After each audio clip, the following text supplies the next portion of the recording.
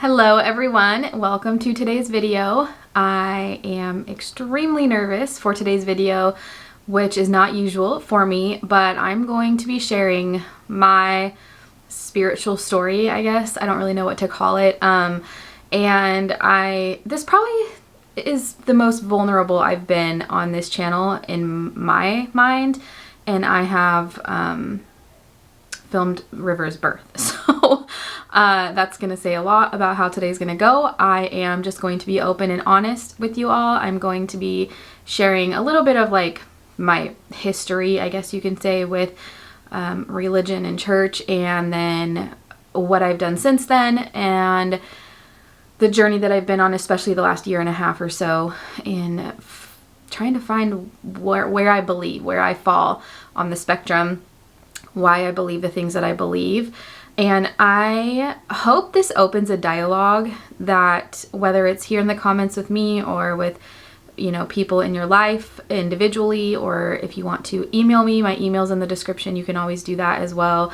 My only ask is that it's respectful. So everybody has different beliefs, and this is not going to be a place where any kind of name calling or judgment or saying you should believe this is going to happen. So if I see those comments, they will be deleted.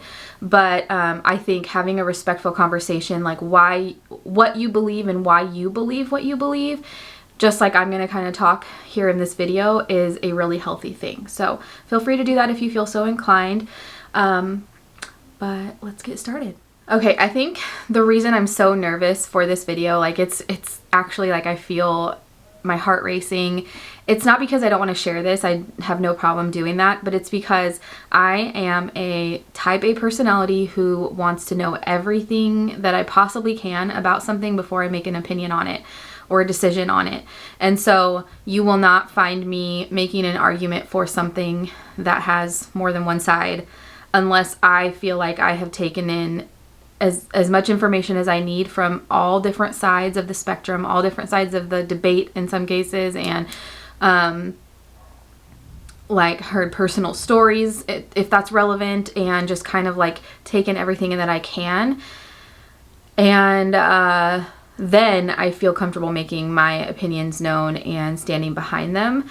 One of the biggest things that I took from college was in an English class where we had to write an argumentative essay, but it had to be about a polarizing subject that was opposite of what you believed. So you would have to take a topic that was polarizing and that you had a belief about, but then you'd have to argue for the opposite side.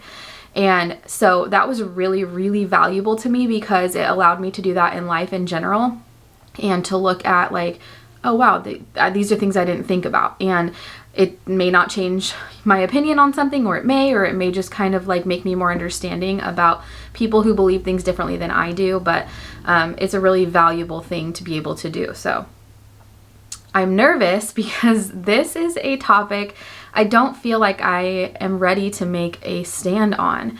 So this is going to be more of like a conversation.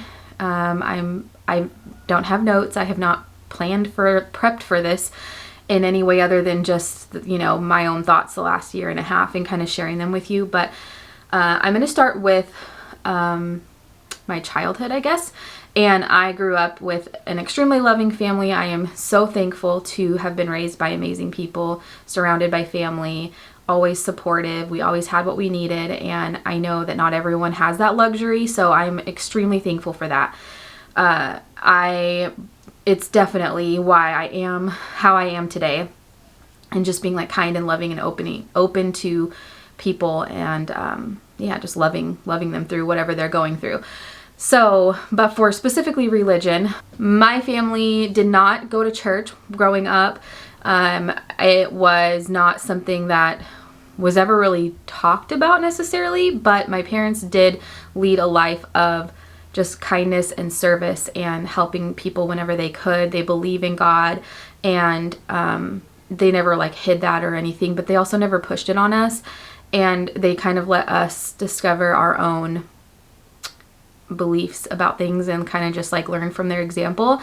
And so that's kind of like the role my family played in where I'm at. But then in middle school, I had a boyfriend whose family was very involved in one of the churches in my town.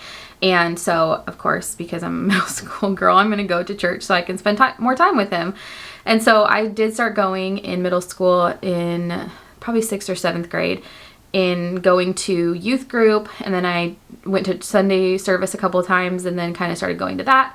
And then joined the Awana club as well. And you can look that up if you're not familiar with that. But youth group and Awanas were so much fun for me.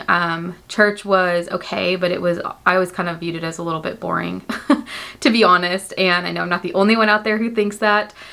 But I obviously I wasn't really there for the message that was being shared, you know, so that's probably part of it.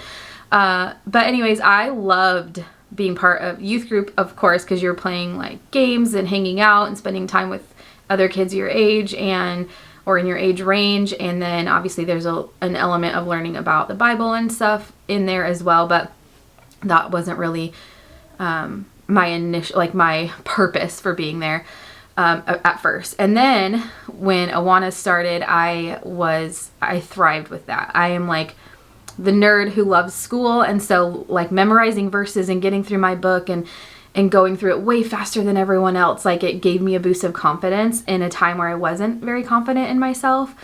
And again, not the reason that you should be going to church, but for me, that was my motivation to keep going because it was fun and it reinforced my self-worth, I guess you could say. So anyways, that was kind of what got me like, I guess, hooked in. And then the longer that I went, the more I started to like actually hear what the pastor was saying and get more into the why people are here type of things. I read a little bit more of the Bible than I had before and just kind of like, you know, I prayed more often and I kind of developed a stronger relationship, and I actually was baptized as well. I don't remember the timeline, like how long I had been going, but I was in middle school at some point I was baptized. And then I started seeing like, I don't know, things that just didn't settle right in my stomach for the people who claimed to be Christians and leading a church. And it wasn't the pastor of the church, but people who were seen as like examples in this church were very judgmental. There was nothing like really bad, like nothing criminal by any means, but just immoral in my opinion and against what God would teach and what he would believe and what he would want us to do. Being judgmental about people, mostly behind their backs. I would hear conversations about people who were making choices they didn't agree with, and it wasn't in a healthy way. It was in a catty clique type of way, which does happen in small towns, I know, but I feel like church should be the safe space where you don't have to be judged, because that's not our job as humans to judge people. It's God's job. And so even as a middle schooler, it just didn't sit right with me. And I didn't know, like at that time, I wasn't like, ooh, God wouldn't want to do this. I'm not going to go to church anymore. But it just didn't feel good anymore. So I kind of stopped going. And now, like reflecting back on it, I'm seeing that that's why I stopped going. And I'm glad that I did. I'm glad I had that like subconscious red flag, I guess you could say, about it. And like I said, it's definitely not everybody there, but there were people that were high enough and well respected enough who were part of it. And so anyways, since then, I basically kind of went dormant, I guess you could say, in my spiritual journey between high school and about, I guess, 2013 when Bailey was born. I believed in God the whole time. I've never questioned that. That's one thing that I am fully confident in, just with experiences that I've had. But it wasn't something I pursued or sought out, going to churches and stuff like that. It wasn't something that I did through high school, college, and I graduated college in 2008. So for like the next 5 years after college, it was more of a time of like self-discovery for me, like figuring out who I was, who I wanted to be. I had a long relationship end after college, and just kind of, I met Anthony like that same year, like at the end of that year. and started that. So, it was just a time of discovery, self-discovery, wanting to develop that relationship, and going to church and learning about God and the Bible, and practicing that in my everyday life was not something on my mind. So then, fast forward to 2013, the year that Bailey was born. This is when it started going into my head again, and this was mainly because, when you have kids, you've got to have those conversations. Like, what are we going to teach about God and religion? And Anthony he actually grew up more involved in the church than I did, and he was in youth group and church and stuff like that. He went to a Catholic church. And so he grew up more involved than I did, but he kind of actually saw the same things I did and fell off for those reasons as well. He ended up moving up to Alaska after high school, and again, just kind of self-discovering who he was supposed to be. But now we're pregnant with Bailey, and we're like, well, how are we going to approach this? Obviously, we've talked about it at length with each other. But, society tells you that you should baptize your child, and you should bring them to church every Sunday, and that you should be involved in all of that, basically. And so, that crept into my mind, like, am I a bad parent if I don't do that? Or, how are we going to approach this? And Anthony had no interest in going to church. I honestly didn't really either, but I thought that it's something we're supposed to do, And so we never ended up going to church, but I did seek out a lot of sources, information, watched testimony of people who had come to find Jesus and had started going to church and changed their lives. And then people on the other end of the spectrum who were devout Christians, went to church and were hurt and wronged by the church, whether criminally or just morally, or not being supported or whatever. I've watched personal stories all across the spectrum, and that's kind of where it was at that point. We had just decided, we're just going to lead a life of kindness and love and model that. When she's old enough to really understand and comprehend things a little bit more, we will introduce all different sides of religion to her, and give her all the knowledge that she can possibly have to make her own decisions. And so that's kind of what we settled on. And we still are of that mentality for sure, because like I said, I'm a person who believes no matter how strongly you believe something, it is healthy to look at the other side of it as if you're an investigator trying to believe what someone else who believes differently from you, trying to see where they come from. Because even if it doesn't change your opinion about things or mind about things, it will give you more understanding. You'll be able to be more sympathetic to other people and why they believe what they believe, and see where they're coming from, which will be more healthy for you, because it'll be harder to have feelings of negativity towards somebody if you kind of understand where they're coming from. So, getting off that soapbox for a second here. I might return and jump back on it. But anyway, so about a year and a half to 2 years ago, that's when Bailey started asking the questions. Who's God? Who's Jesus? What does that mean when this person says this? What's the Bible? And it caught me off guard a little bit. I think I just was not mentally preparing for it. And, I'm always honest with her. If I don't know the answer to something, I just tell her, I don't know, but let's find the answer out. And so anything that she asked that I didn't know, I would find the answer out. Or anything she asked that I believed had more than one answer, depending on what perspective that you're coming from, we would explore that together. I have a group of friends who I've made at the dance studio that the girls attend, who are my dearest friends, and most of them attend church or are at least, a lot more involved in daily prayer and Bible reading and stuff than I am, but aren't pushy and judgmental about it, and just like I said, love people. They just love people. And so I love that I have that resource, because I can have Bailey talk to them, or I can ask them questions myself, or have conversations with them, some of which I've had recently, And it's helped me a lot to kind of like work through all of my thoughts.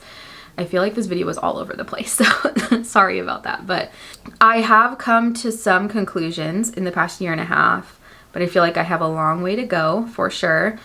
I have had personal experiences and I've met people that have solidified things for me, and I have witnessed things or watched testimony and heard things that have put more questions into my head.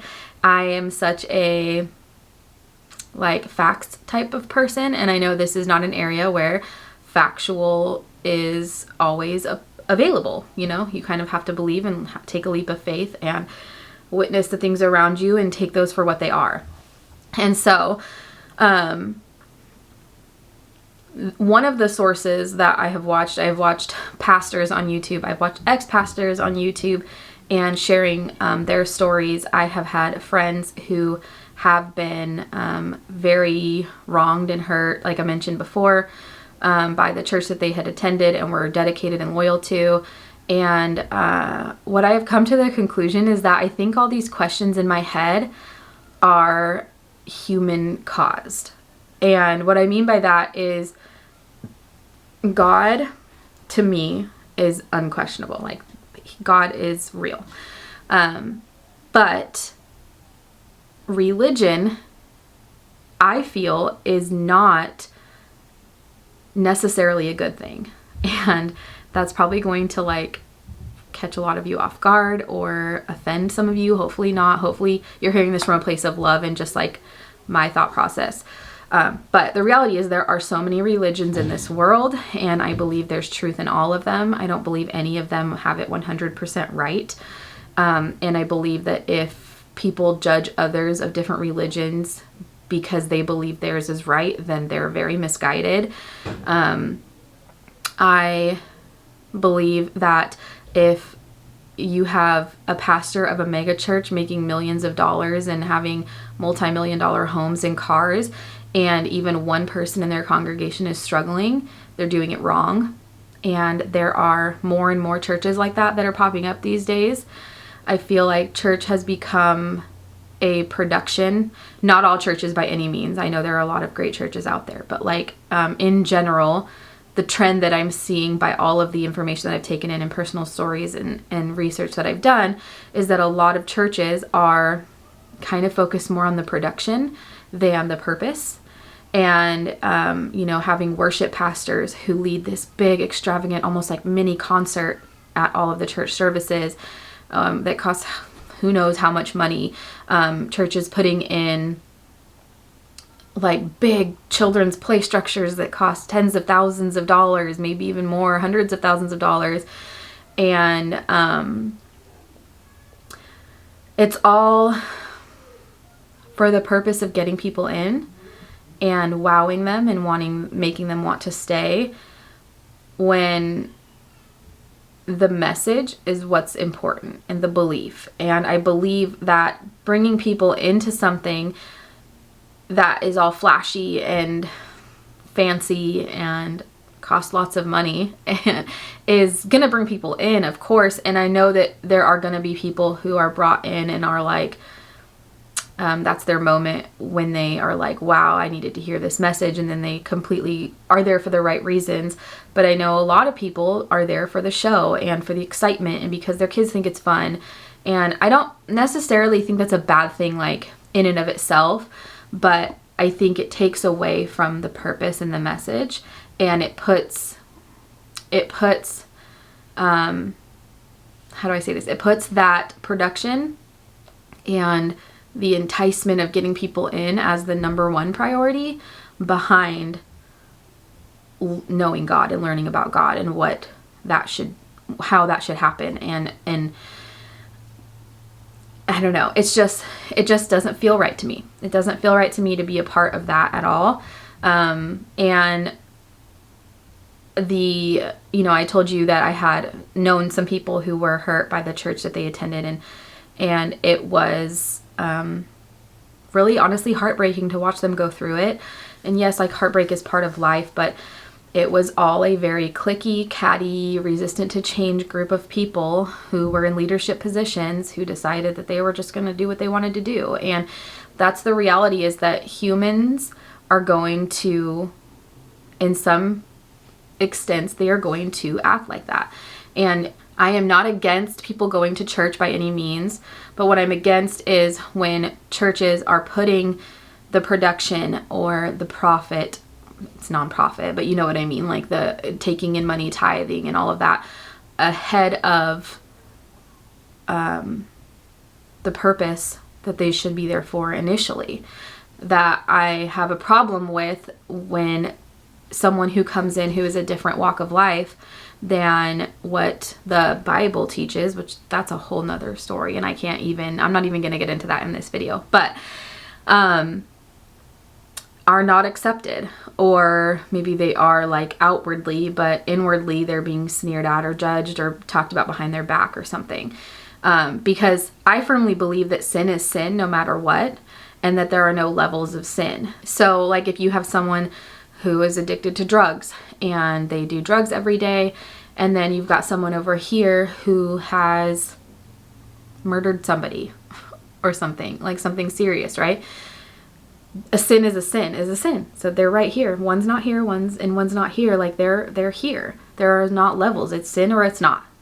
And but as humans, we put levels to these things. You know, we take more weight for someone who has murdered somebody versus someone who's addicted to drugs. Like they're both unacceptable in general society, but we view one as worse than the other. And so that permeates into all different areas of life, including churches. Churches are not immune to that because they're ran by people. They're ran by humans. And I know there are definitely churches out there who, it doesn't matter what you've done and who you are, you're welcome and loved and supported. But I feel like that number is decreasing as more and more churches become intent on how many people can we get in here. And so, I don't know. I just feel like a lot of humans have tainted the message of God in a very dangerous way, because I feel like it's cloaked behind this holier than thou, I am a Christian, come to my church attitude. So it's like this is the right thing and where you're supposed to be, but then behind the scenes is this whole like darkness, and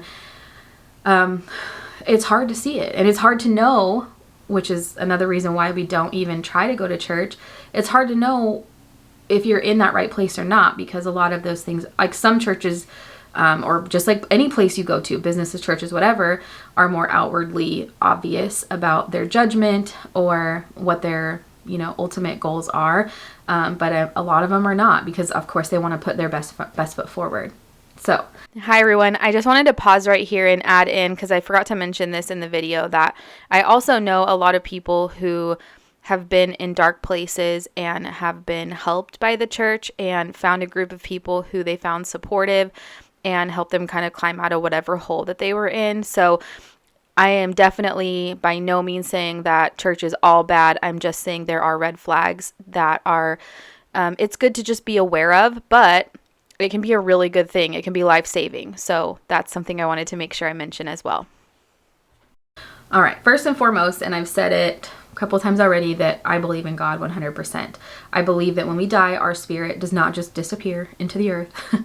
I believe that our spirit goes somewhere afterwards, and that it is a loving, peaceful place. I believe that if we all treat people with kindness and love, no matter what our beliefs are, that the world would be a better place, and that would be way more in line with what God would want than anything else that may be happening. I believe that whether someone attends church or not does not determine their relationship with God and the strength that they have in their convictions. I believe that you do not have to attend a service to be able to stay in God's word and to live a kind, healthy, helpful, loving life.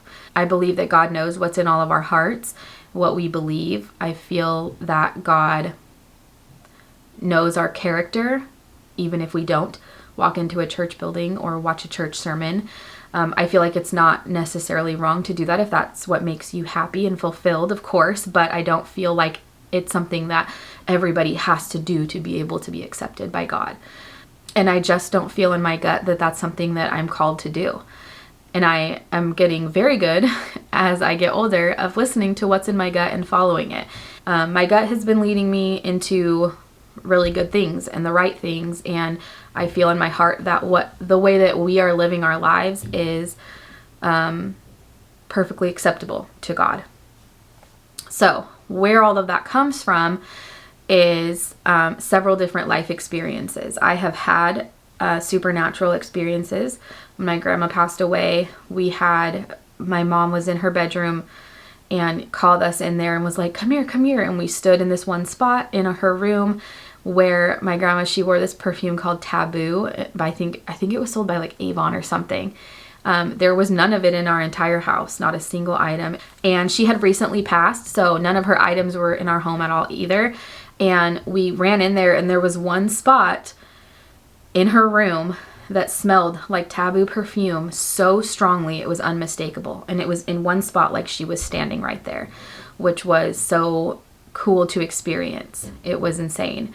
I have had other experiences that were not as like impactful as that one, but just were like, okay, that's definitely a sign. One of which Bailey was close to a year old. She's probably like 9-10 months old. She was sitting in her high chair and I was feeding her something, and to her left was the hallway going down to our bedrooms in our old house, and nobody was home. Both of our dogs were in the living room, which was on the other side of her, sleeping.